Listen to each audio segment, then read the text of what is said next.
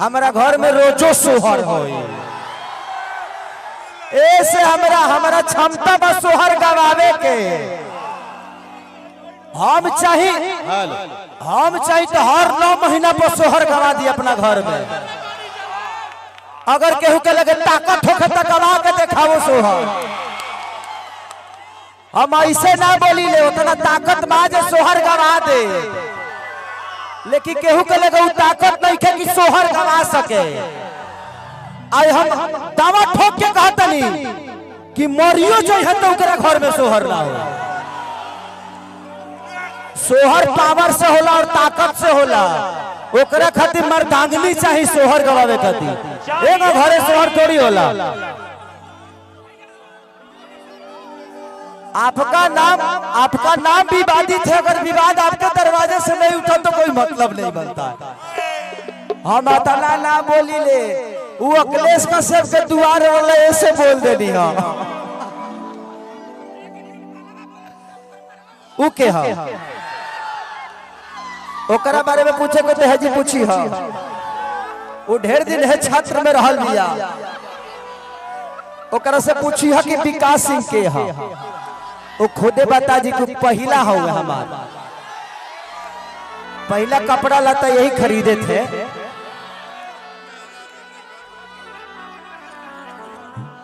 आजकल कुछ स्टार लोग ऐसन बा जे कुछ स्टार के चमचई करके अपन जीवन चलावल चाहता। हमारा घेवड़ा फर्क ना पड़ेला, तू लोग वही चमचई करके जो नीचे ही बड़ा जीवन भर नीचे ही रहबा। खेसारी के चमचई के आगे नहीं खन बढ़ल। हमार आदर्श के हो सकेला तो हमार आदर्श रउआ सबे बानी के हुए स्टार ना।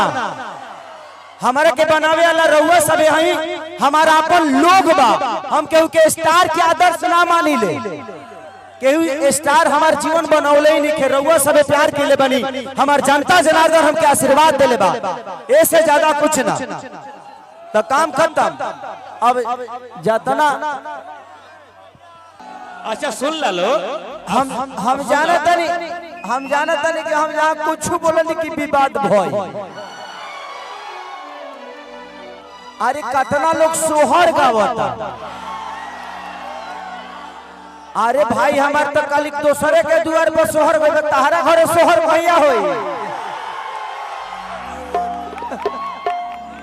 अपनो घरे इंसान के क्षमता होके के चाहिए कि अपनो घर पर सोहर होके, खाली दूसरे के घरे सोहर होई।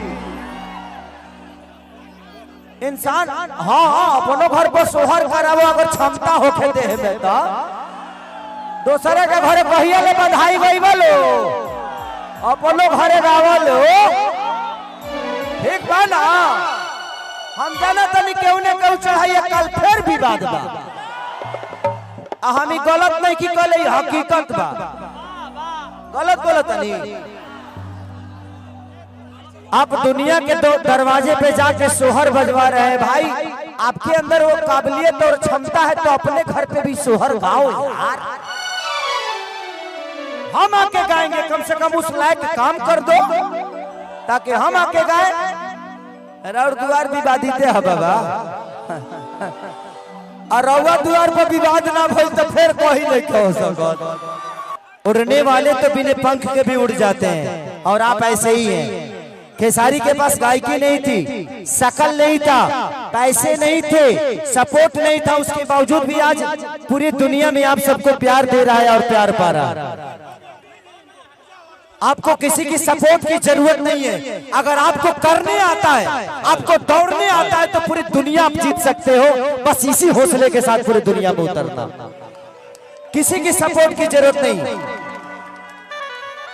ये आदमी 4000 रुपये पे गाना लिखा करता था, 1500 रुपये पे जो आदमी गाना लिखा करता था आज आपके शहर में करोड़ों की जमीन खरीद कर और करोड़ों रुपए का घर बना सकता है, तो आप तो कुछ भी कर सकते हैं।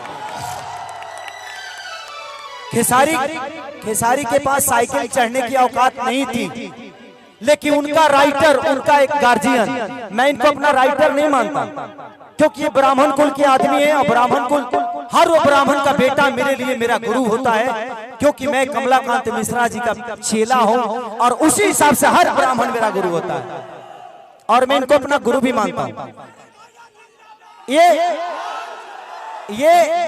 ये मुझे प्यार करते हैं और मैं इनको प्यार करता हूं। एक 1500 आज से 1 साल पहले की बात बोल रहा हूं, जब मैंने इनका गाना गाया था लहंगा लखनऊ कि गोरी तोरी चुनरी बछली कौवा जान मारे लहंगा ये लखनऊ। ये हाँ भतीजवा का मौसी जिंदाबाद। तो जब मैं उस समय वापसी सिनेमा करने गया था लखनऊ में स्कॉर्पियो क्लब में, जहां पे मैं आज सिनेमा कर रहा हूं। तो भैया देखिए मेरे जीवन के सबसे अनमोल रतन, मैं जब बम्बे में गया था ना तो मेरे लिए विकास भैया ने अपने मेहरारू को घर पे छोड़ दिया था, सिर्फ इसलिए कि मेरा भाई रहेगा मेरे जीवन में। मुंबई में अगर कोई मेरा बाप बना तो सिर्फ विकास भैया और ये मनोज तिवारी जी के पिए हैं, लेकिन प्यार मुझे करते हैं। तो जिंदगी में आप किसी को अपना बना सकते हैं अगर आपके अंदर वो क्षमता है तो। विकास भैया मेरे जीवन के ऐसे वो रिश्ते हैं जिनसे मेरा एक बाप का भी रिश्ता है, एक बीबी का भी रिश्ता है, एक माँ का भी रिश्ता है, एक भाई का भी रिश्ता है और एक बेटे और पुत्र का भी रिश्ता है, एक बड़े भाई का, सब कुछ।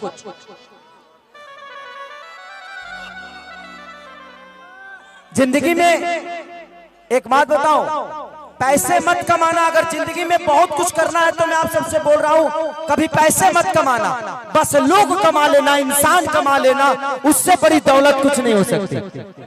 मैंने ऐसे भाइयों को कमाया है, ऐसे गार्जियनों को कमाया है। मैं दुनिया का सबसे गरीब इंसान हूं, लेकिन मुझे लगता है कि मैं दुनिया का सबसे अमीर हूं, क्योंकि मेरे पास आप जैसे भाई हैं, आप जैसे लोग हैं। और जब तक आप हैं, ए बाबू तो हम नचनीय कारण गाएंगे, नचनीय कारण। हर की चाहे पिया जवानी हमर जरही रे गइला।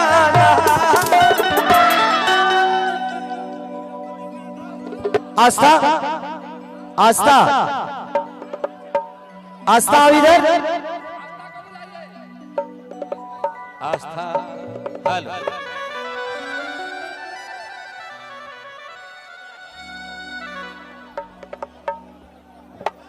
हो गए हो गए। अब काल से ये चले गाना 2-3 दिन के हुआ छोड़ी, काल से विवाद चली रे बाबू। सारे कंपनी भाई हमार कंपनी वाला लोग सुना तरह तो काल से गाना मत छोड़ी लो, ऐसा ये काल से गाना नहीं खे चले वाला। हमार काम खोदल हम खोद देले वाले। अब जरा बर्दाश्त करे करो कॉल हमारे के कोई कुछ बोलेला तो हमारा फर्क ना पड़े।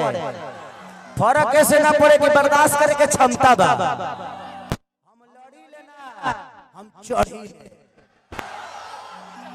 हाँ अब फिर काल आज ना तो काल फिर कुछ होने से आई तो एनियो से जाई। हम आजो खुश बनिए, कुछ आईबो करी तो खुश से रहो। हम डिप्रेशन में डाली ले, डिप्रेशन में रही लेना। जिंदगी में मुझे एक हमेशा खुशी ताकत जानते हैं क्या मिलती है कि मेरे पास कुछ था नहीं, आज बहुत कुछ है क्योंकि आप सब है मेरे साथ। हमारा लगे ना गायकी बा ना आवाज बा, हमारा लगे बहुत कुछ बा। एगो गायकी नहीं खे सब कुछ बा।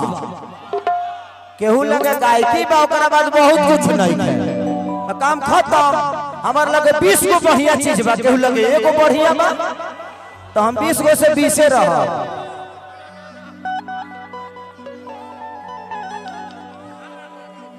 हम चाहते हैं कि इस धरती पे विवाद शुरू हुआ था तो अखिलेश कश्यप के माध्यम से।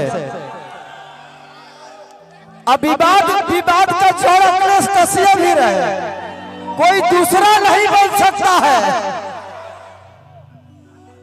अरे की जाए पिया जवानी हमारी जराई रे गईला। थोड़ा सा पीछे हो जाइए।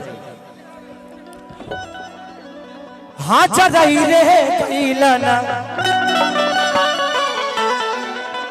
आप प्रीति हो ना नेपाल वाली, एगो तो आइल धोखा दे के गोइल